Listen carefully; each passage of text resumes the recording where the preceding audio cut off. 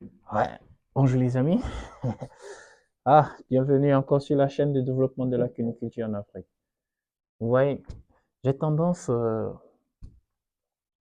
à dire, j'aime bien laisser les gens apprendre de leurs erreurs parce que quand on essaye d'expliquer, euh, d'aucuns peuvent dire que c'est peut-être un conflit d'intérêts. Mais vous savez, l'élevage de lapin est un élevage très technique. Et c'est un élevage qui ne pardonne pas les erreurs. Et quand vous en faites, vous payez cash. Et je dis toujours, il y a les quatre piliers. Et les quatre piliers de- sur lesquels repose le développement de cette filière, c'est le matériel génétique. Si vous choisissez le mauvais matériel génétique, vous augmentez votre investissement, vous perdez de l'aliment parce que vous aurez une croissance assez lente et tout. Et après, le matériel génétique, c'est le matériel d'élevage.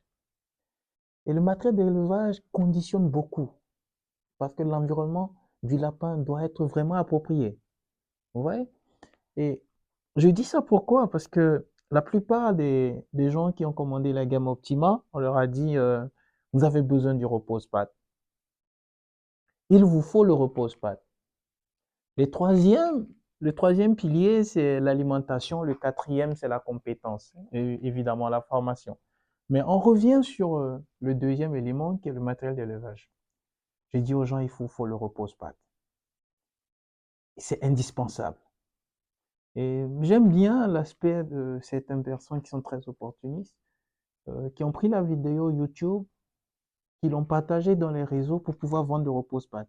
Un repose-pattes venu de Chine à un prix très abordable, bon marché. Mais sauf que, comme on le dit souvent, tout ce qui est moins cher finit par être cher parce que vous ne vous rendez pas compte que vous allez acheter plusieurs exemplaires de la même chose et au finish, quand vous faites le cumul, ça vous revient trop cher. Mais là n'est pas le problème. Si vous achetez moins cher et que ça vous donne satisfaction, c'est tant mieux. Mais si vous achetez moins cher, répétitif, et que derrière, vous n'avez pas satisfaction, c'est là qu'il y a un problème. Ouais, c'est là qu'il va falloir revoir son mindset. Et je me dis, la qualité, toujours, c'est un investissement sur le long terme. D'accord? Voilà. C'est quoi le repose-pad? Le repose-pad, c'est un matériel là qui s'adapte au fond de la cage. Parce que dans toute la cage du lapin, au niveau de son environnement, la partie la plus importante, c'est le fond. Et si on impose le repose-pad, c'est parce que nous savons pertinemment que nous n'avons pas le bon grillage. Le bon grillage, c'est du grillage 3 mm. À la limite, il vous faut du 2,5 mm.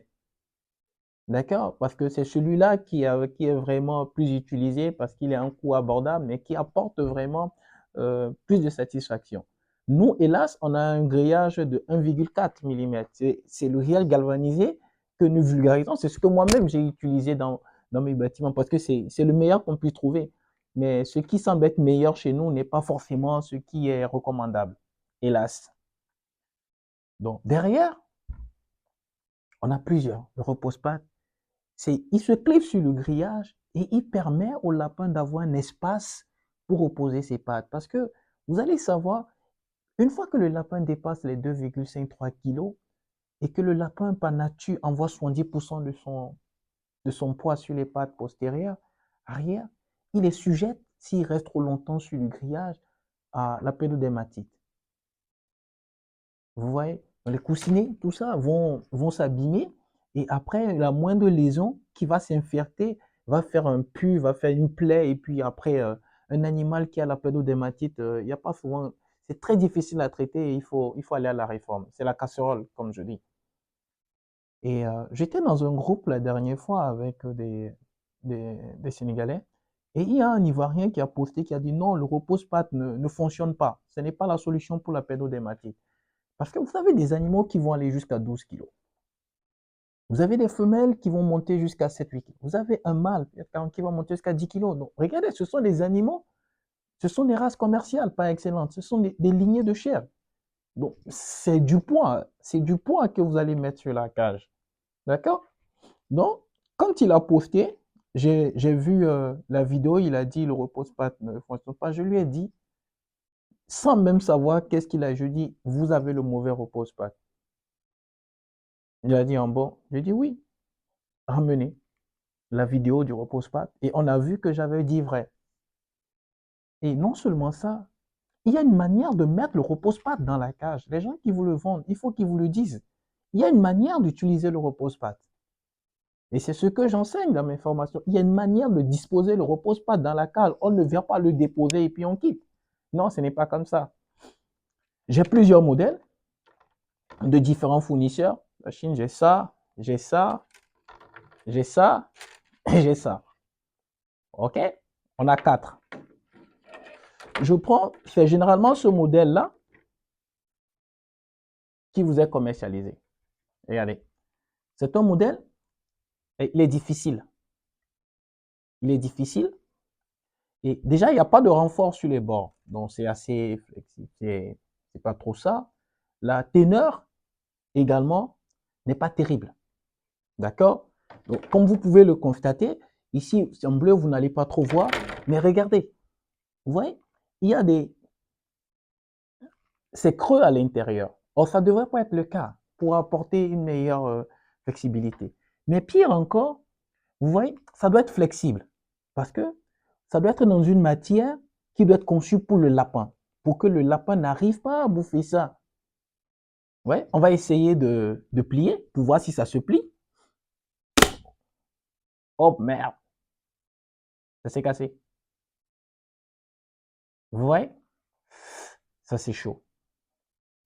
Donc, dans la même gamme, on a ce bleu-là. Je vais... Ah, mais non, je ne vais pas casser celui-là aussi. Et là, ouais, c'est très dur. Je ne vais pas casser celui-là aussi. Ouais. Oh, c'est galère. Et puis, en troisième, vous avez celui-là. C'est celui que nous recommandons. Regardez bien, c'est celui que nous recommandons. Et dessus, vous avez la marque Chaboty. La différence entre les deux est d'abord au niveau des rebords. Regardez les bords. Vous avez un rebord ici qui est bien épais, avec des agrafes bien solides. Déjà, le nombre d'agrafes vous dit tout. Ici, il y en a 3. Là, il y en a 1, 2, 3, 4, 5, 6, 7, 8, 9, 10. Donc 10, c'est-à-dire ça permet vraiment de mieux s'agripper au grillage. Sur les côtés, ici, vous en avez qu'un, là. Et ici, vous en avez 1, 2, 3, 4 sur les côtés. Donc, ça veut dire quoi? Ça veut dire que en termes d'adhésion, ceci est beaucoup mieux. Sans compter, maintenant, quand vous entrez, regardez, là, vous n'avez pas les creux, vous voyez, c'est plat. Ça veut dire que, en plus d'être fait dans une excellente matière qui est conçue pour le lapin, c'est également dosé avec des petits agrafes qui font en sorte que ça sera plat sur votre cage. Mais en plus des rebords, vous allez remarquer que sur les côtés, ici, regardez, on prend n'importe lequel, hein, vous voyez, là, il n'y a pas un renfort. De ce côté, vous avez ce renfort qui est là, qui rend cette partie encore plus importante. Bon, maintenant, je vais faire le même essai que l'autre. Je vais essayer de casser, de plier. Oh les gars, oh les gars, qu'est-ce qui se passe là? Vous voyez la différence? Ça ne casse pas. C'est la qualité. Ça ne casse pas. Ça ne casse pas. Et je dis toujours dans mes vidéos, hey les gars, apprenez à bien faire. Le moins cher. Il a cru qu'il ferait une très belle affaire en achetant ça. Oui, c'est moins cher que ça. Mais sauf que, avec ça, il n'aura jamais le résultat de ça. Et quand tu vas acheter un lapin, à près de 100 000 francs, ligne femelle, à plus de 160 lignées mâles, et que tu vas investir dans ça, écoute, je crois que là, c'est le choix. Hein. C'est comme si tu décidais d'acheter une Lamborghini et que tu décides de ne pas prendre le carburant à la station, que tu vas prendre le carburant au bord de la route. Ben, tu payes les frais. Hein. Donc, il faut qu'on apprenne. Ce n'est plus, aujourd'hui, si on veut développer cette filière, il faut qu'on fasse les choses convenablement. Ne dites pas que mes moyens, j'ai pas les moyens. Si tu n'as pas les moyens et que ton argent te permet d'acheter 2, achète 2 au lieu d'aller acheter 10. Parce que ce matériel, vous avez vu tout à l'heure, Il s'est cassé. Il s'est cassé. Il est cassé. Regardez. J'essaye de le plier comme j'ai plié l'autre. Je l'ai rompu. Voilà. Je perds ça pour vous montrer en fait ce qu'il en est. Faites l'expérience chez vous et puis voilà. Voilà, il n'a pas cassé. Essayez vraiment parce que vous avez galéré pour certains pour pouvoir voir ces animaux. N'allez pas prendre ces animaux-là pour mettre sur n'importe quoi. La gamme Optima, c'est une machine de guerre. C'est un animal qui demande un savoir-faire, qui demande un environnement spécifique, surtout les mâles.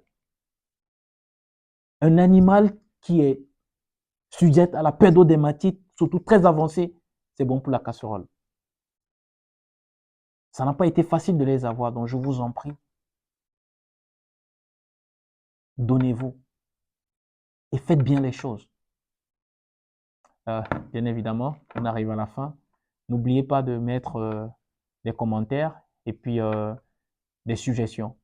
Et vous en avez disponible en Côte d'Ivoire, vous en avez dispo au Bénin et bientôt au Sénégal. Bref, on essaie de mettre ça à la disposition dans tous les pays où nous avons fait des importations. Allez, ciao, ciao, on doit vous laisser.